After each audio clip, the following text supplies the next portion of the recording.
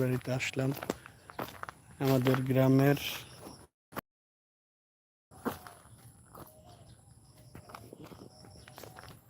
গ্রামের সৌন্দর্য উপলব্ধি করতেছি।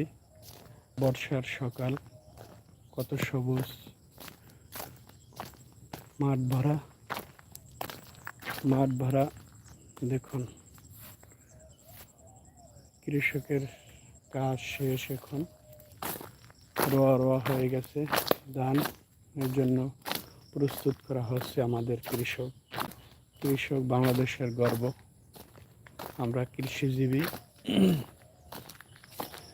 যে যেথায় থাকি না কেন, কৃষি আমাদের প্রধান আয়ের উৎস।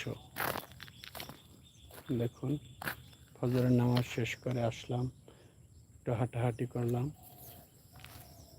এই আমাদের গ্রাম, এই আমাদের কৃষি মাঠ। সকালে সাদা বক, দেখুন, এই এলো বৈদ্যুতিক খুঁটি।